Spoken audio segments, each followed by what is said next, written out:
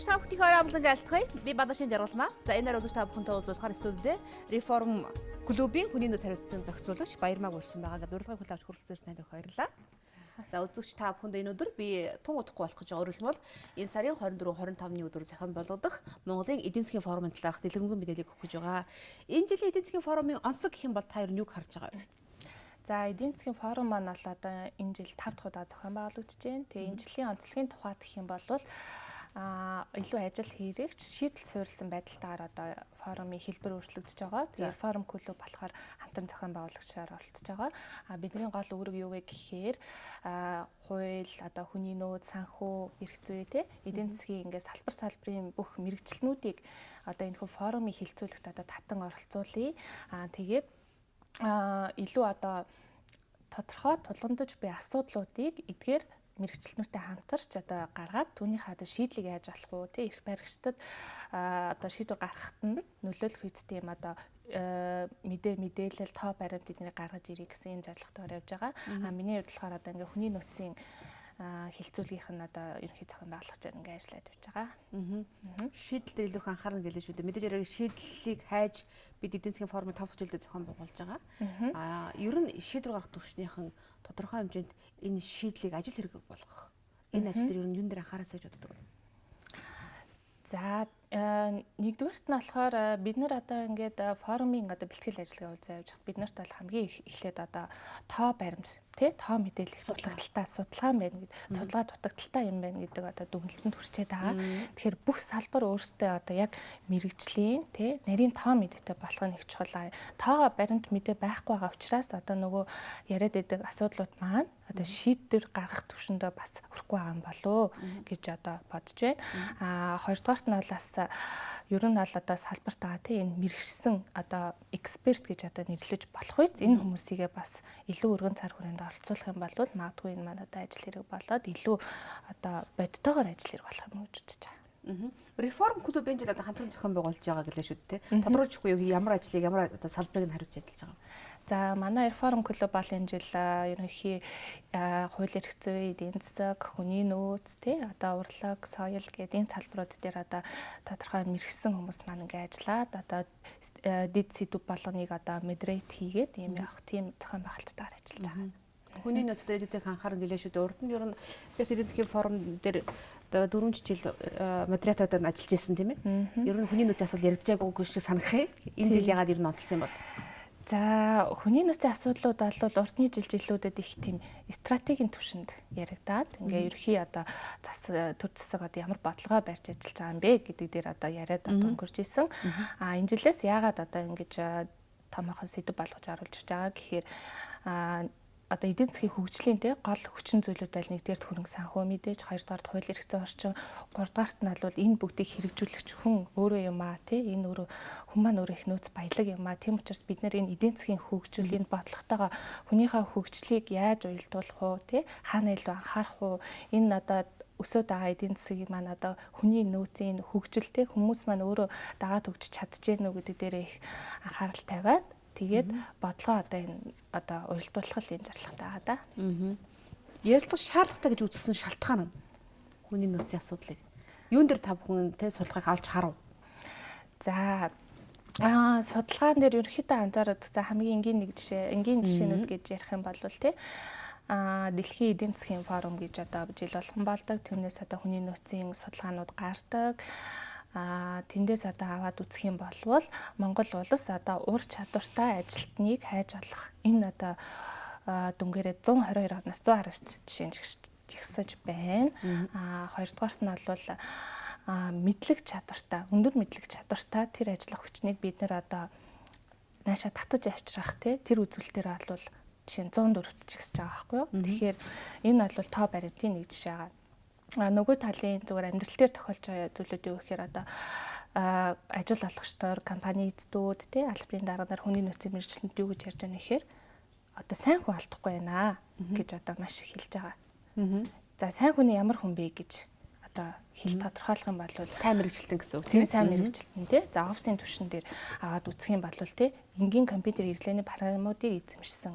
За нэг ажлын тэр 8 цагтаа үр дүнгээ гаргахын төлөө ажилладаг тий тухайн хөдөлмөрийн сахилга батыг одоо баримтлаад явах чадвартай тийм одоо хүн өнөөдөр одоо гарч ирэхгүй байна тий их сургууль төгсөж байгаа хүмүүс шаардлага хангахгүй байна гэж үздэг. Нөгөө талд болохоор одоо өөр барилгын салбарч гэдэг юм уу ч юм уу тий тэн дээр бас мөн ачаалт авах чадвартай урт хугацаанд доктортой найдвартай ажиллаж хүн олдохгүй байна гэсэн энэ асуудлуудыг аль салбартай ер нь бол хэлж байгаа. Тийм учраас бид нэр одоо иймэрхүү тоо мэдээ болон баримт факт дээр одоо үндэслээд энэ асуудлууд одоо хүний нөөцийн асуудлуудыг энэ жилээс ингэж гаргаж ирж байгаа.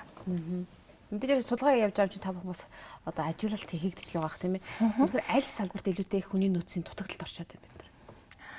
За ер нь болвол бүхэл салбар гэж одоо хэлж болж байгаа. Бүх салбарт одоо хүний нөөцийн дутагдал гэхээсээ илүү мэрэгсэн чадварлаг хүний нөөцийн дутагдал гэж хэлвэл одоо илүү асуумжтай болох болов гэж бодож байгаа. За тухайн мэрэгжлийг эзэмшээд диплом авч хүмүүс байна. Тэд нэр нөгөө ажлын байран дээр гарахаараа ажил олгогч дээр тэнцэхгүй байгаа. За энэ чадвар өөрөө юу вэ гэхээр ер нь аль чадварыг ерөнхий ур чадвар, мэрэгжлийн ур чадвар гэж одоо хоёр хувааж авч үзэж болно. Ерөнхий ур чадвар гэдэгт нь болохоор тухайн үнэтэй хувийн захиан байгуулалтын асуудлууд, зайг баримтлах асуудлууд, тий аливаа ажлыг чин сэтгэлээсээ хийх асуудлууд гэдэг энэ асуудлуудыг авч үзэн мэрэгжлийнх нь бол тухайн мэрэгжлийг одоо нэвтрүүлэгч аялагт тий одоо ингээд тухайн ажлыг хийх нарийн мэрэгжлийн ур чадвар үзэж байгаа. Тэгэхэд манай одоо энэ хүний нөөцийн асуудал маань болохоор энэ ерөнхий ур чадвар дээр очиод гацчихад байгаа. Наад захын ийм түвшний одоо ерөнхий чадварыг эзэмшсэн одоо мэрэгчлэлтэн одоо хайж болоход хэцүү болж байна л гэсэн. Тийм дүгнэлтэнд орох гэдэг. Тэгэхээр ингээд салбар болгонд энэ ерөнхий ур чадрын одоо асуудалтай хүмүүс дутагдaltaй байгаа.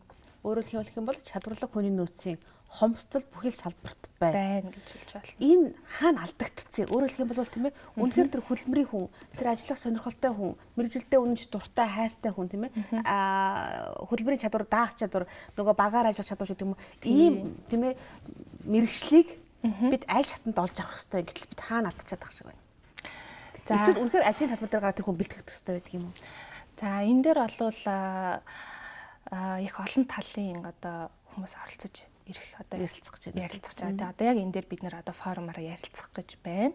Энэ дээр бид нар юу хаана алдаад байна те? Хаана бид нар тийм алдаа гарчаад байна. Энийгээ бид нэр яаж засах вэ гэдэг одоо энэ форумаас одоо бас хэлэлцэж гаргаад түүнийг одоо ажил хэрэг болох нь одоо бидний нэг чухал зорилт болж байгаа. Эхний одоо удаагийн хилцүүлүүдийн явцын дүнгээс харахад энэ бол одоо суур боловсрол тий дээд боловсрол гэсэн эндээсээ эхлээд одоо энэ алдагдаж эхэлж байна. За нэг талаасаа нөгөө талаасаа ажил олгогч дээр гараад ирэхээр яах вэ гэхээр тухайн одоо ажилтныг ажлын байран дээр мэрэгшүүлж тий сургах асуудлууд бас гарч ирж байгаа гэдэг ингээд аль тал дээр ингээ хариуцлагын асуудлууд гарч байгаа учраас нэг бүгдээрээ олъё. Тэгээ шийдлийг гаргая гэсэн тийм зорилготой байгаа.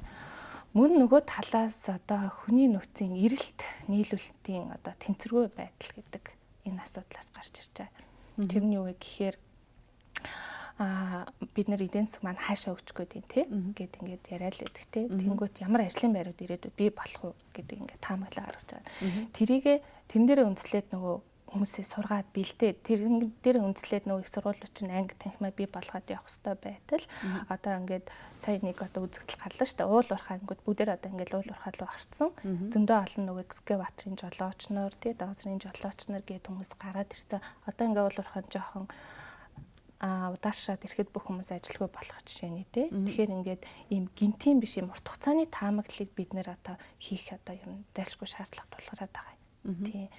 Мэдээж чадварлаг хүний нөөц бэлтгэхийн тулд тодорхой цаг хугацаа хэрэгтэй. Тэр магадгүй энэ дунд ажилгч эзэдийн оролцоо ямар хэмжээнд байх вэ?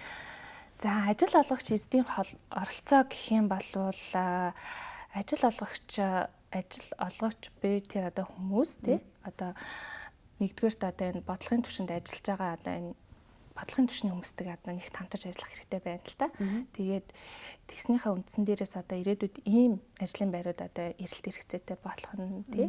Яам маань одоо ийм бодлогыг гаргах хэрэгтэй, боловсролын яам ийм бодлогыг гаргах хэрэгтэй ч гэдэг юм уу тий. Гэх мэтчлэн одоо хамтарч ажиллах энэ эрэлт нээлттэй тал дээр хамтарч ажиллах зайлшгүй шаардлага гараад байгаа. Ер нь бол одоо мэдээж хамтарч ажиллаж байгаа зөндөө олон одоо асуудлууд байгаа ч гэсэн хангалттай түвшинд гэж үзэхгүй. Яг одоо 24-25 онд болох эдийн засгийн форумын үеэр одоо энэ хүний нөөцийн салбарын асуудлыг ярилцахад ер нь хин оролцох хэрэгтэй вэ? За энэ дээр бол мэдээж одоо бодлогыг тодорхойлж байгаа тийм яамны одоо мэрэгчлэлтэнгүүд байна. Мөн боловсролын яамны хүмүүс бас оролцох ёстой. Ажил олгогч нарын томоохон төлөөллүүд ирж тэндээс дуу хоолойгоо өгч тийм өөрсдөө яг бодит тулгарч байгаа тэр баримт жишээ фактуудыг тэр бодлогын түвшинд байгаа хүмүүстэй бас хэлж дуулгаж өгөх хэрэгтэй байна. За мөн судалгааны институтууд тийм эрдэмтэн судлаач багш нараас оролцох шаардлагатай байгаа. Та тэр ярианы цөмөнд ерөнхийдөө тийм одоо урагшаа одоо ихтийн төлөв хандлтыг хийх судалгаа хэрэгтэй байна. Өнгөрсөн хугацаанд судалгаа хэрэгтэй. Ерөн судалгаа маш хэрэгтэй байна гэдэг зүйлийг яриад шүү дээ. Яг өнөөдрийн байдлаар одоо энэ судалгааны ажлуудыг ер нь хэн хийж байна вэ? Одоо та бүхэн одоо эдийн засгийн форумд бэлтгэх явцад тийм ээ? Судалгааны байгууллагууд ямар байгууллагууд хамтран ажиллаж байна? За хөдөлмөрийн яамны дэргэд хөдөлмөрийн судалгааны институт гэдэг байгууллага байгуулагдсан байгаа. Тэгээд тэндээс олол одоо эхний хэмжээний судалгаануудыг хийгээд явж байгаа. Үүний хажуугаар одоо нөгөө томоохон одоо ажлын байрыг бий болгодог те ажил олгогч нар маань бас энд их идэвхтэй хамрагдаж оролцох хэрэгтэй байгаа юм. Судалгааны институтууд бол тодорхой аргачлалаар тий тодорхой ингээд зарчмын дагуу ингээд онлын үүднээс ингээд судалгаанууд хийдэг. Нөгөө талдаа илүү жоохон бодит байдалд тий түшгэлсэн бас энэ нөгөө судалгааны зүйлс бидэнд маш хэрэгтэй байгаа. За баярлалаа их үзэгчдээ миний өнөөдрийн зочин реформ клубын хүний нөөц хариуцсан зохицуулагч Баярмаа. За бид ярилцлага хэдэн орны дараа үргэлжлүүлье. Энэ сарын 24-25-нд Улаанбаатар хотод зохион болгох за Монголын эдийн засгийн форумын үеэр за хүний нөөцийн асуудлыг чухалчлан ярих гэж байгаа юм байна. Бид та бүхэнд энэ чиглэлээр мэдээлэл өгч байгаа. Завсарлаад хэдэн нэгэн жишээн дээр та бүхэнтэй ярилцлага үргэлжлүүлье. Та ямар ч ажил хөтөлбөр эрхэлдэг хийж чиж болно. Улс төрч бизнесмен, барилгачин, тариачин, багш ажилтан гэдэг таны амьдралд олон асуулт тулгардаг байна. Тэдгээр асуултын хариултыг үйл явдлын гол эцэстээс нь таны өмнөөс би асуух болно.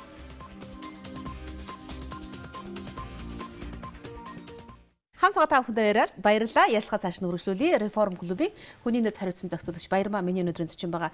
Би танд жишээ хэлж өгье л да. Өнөөдрийн байдлаар Улаанбаатар хотод 60-аас 70 телевиз үйл ажиллагаа явуулж байгаа. За гэтэл юу гэдэг чинь мэрэгжилтэй боловсон хүчин бид ингээд бэлтгээд одоо тийм ээ одоо телевизийн хүн болгоод телевиз хайртай дуртай болгоод байж идэл нэг телевиз байгуулагдаад мөнгөөр зодол нөгөө хүний минь аваа явчихдаг л да. Ингээд хүний нөөцийн хомсдол телевизийн салбар орчихсон юм болов гэсэн дүгнэлтийг би өөртөө хийдэг. Гэтэл энэ хүний нөөцийн хомсдол нь эргээд телевизийн салбарт юу авчирж байна гэх юм бол одоо чанаргүй уран бүтээлч гэдэг юм уу тийм ээ хит их олноор одоо байгуулагдах энэ нэргээд үзэгчдэд одоо хүртээмжтэй байдал нэргээд алдагдчих гэдэг юм уу би тийм дүгнэлтийг гэдэг л дээ. Та бүхэн хүний нөөцийн хомсдол одоо Монголын хөдөлмөрийн зах зээл дээр ямар эрсдлийг авчирж байгаа гэж дүгнэж байгаа вэ? Эрсдэл За одоо ингээд эхнээс нь ерөөхдөө дүгнээд үсэх юм бол одоо шинэ телевизүүд гарч ирээд тийм мөнгөөр ингээд тодорхой хэмжээний илүү цалиусаа дамжиж энэ бол одоо ингээд нөгөө зах зээлийн зарчмаар явж байгаа тийм тэгэхээр одоо компани тийм тухайн одоо энэ байгууллага тийм байгууллагад бол өөрийн гэсэн хүний нөөцийн бодлого дүрм журм одоо тэр бодлого нь заавал байх хэрэгтэй л дээ. Манай одоо дийлэнх компаниуд дээр бол энэ маш дутагдaltaй харагддгийг. За тэгээд бодлогоо ингээд гаргасны үндсэн дээр яах вэ гэхээр нөгөө хүмүүсээ тийм чадварчуулаад сургаад тий тэнгуүтээ дараагийн энэ хүн гарлаа гэхэд одоо дараад нь хэнийг бид нэр одоо энэ хүний оронд ажиллуулж болох вэ гэдгийг одоо ингээ байнга л ингэ сургаж ингэж бодлогоор ингэж явуулж явах ёстой л доо харамсалтай нь Монголын одоо айгаа маш олон аж ахуйн нэгжтэр бол энэ одоо систем огт ажилтгүй хүн орж ил хийдэг гарч ил хийдэг тий гэдэг энэ үндснээрээс одоо үзэл бодлын үндэндээс хандах юм бол энэ өөр компани маш их эрсдэлтэй энэ бол одоо энэ бүхний чинь хийж байгаа хүн штэ тий тийм учраас компани одоо ашигт ажиллагаа нөлөөлөх үедэр тийм нөлөө үзүүлдэг. Тэгэхээр ийм одоо компаниуд олон байх тусмаа одоо тий компани ашиг тэр бүх юм одоо ингээд унаад ингээд явах одоо эрсдэл дагуулж байна. Тийм учраас байгууллага болгон компани болгон тий өөрийн гэсэн одоо хүний нөөцийн алба бэлттэй болоод бодлогоо гаргаад тий энэ хүмүүсээс сургах хөгжих тий энэ дэмжих тийм одоо дараад нь явлаа гэвэл бид нэр яах вэ гэдэг тий ийм одоо зүйлсийг байнга хийгээ явах юм бол энэ эрсдэлд одоо өртөхгүй байх боломжтой байгаа. Та бүхэн хүний нөөцийн асуудлаар ярилцж байгаа. Тэгэхээр ер нь яг өнөөдөр мэлэр энэ хүний нөөцийн шинжлэх ухаан тийм ээ одоо манай улсын хэмжээнд хаах нь яваа юм бэ?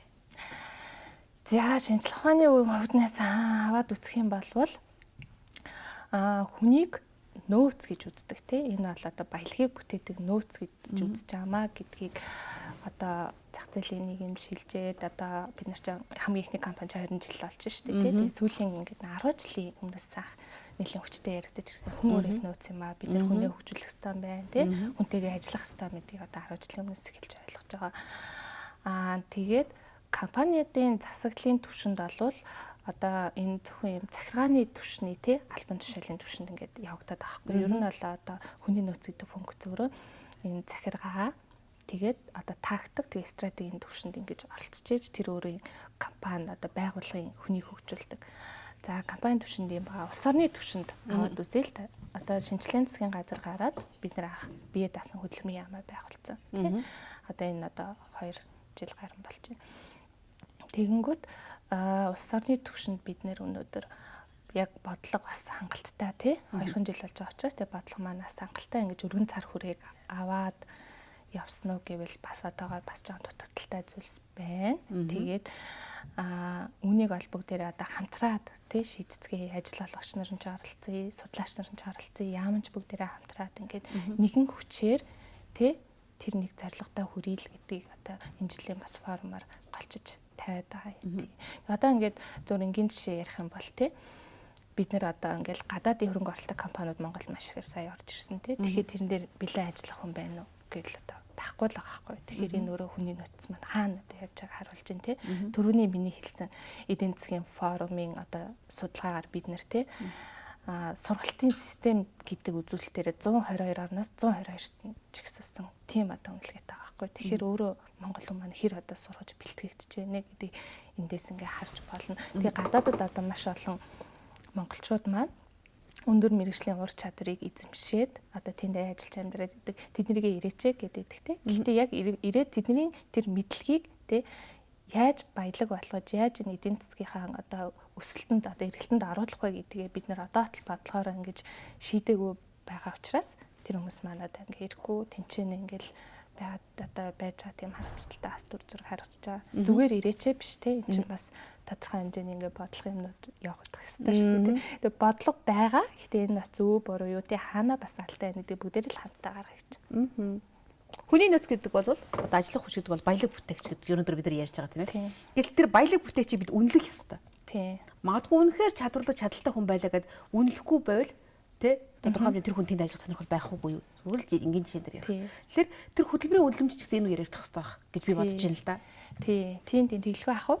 За ингээд нөө одоо тухайн ажлын байр те хүнийг ажиллаж байгаа холбоотой маш олон зүйлсээ одоо хүнийг ажиллуулах нөлөөлдөг л доо тэрэнд над юу бодох юм мэдээж цалин хөлсөл 8-1 ордог тухайн байгууллагын одоо ерөнхий зохион байгуулалт бүтэц удирдлагын арга байрал те уур амьсгал гээл те хамт олонч байдал гээл ингээл багийн ажиллагаа гэдээ маш олон зүйлсээ тэдний 8-1-т мэдээж цалин хөлсний асуудлууд орж байгаа.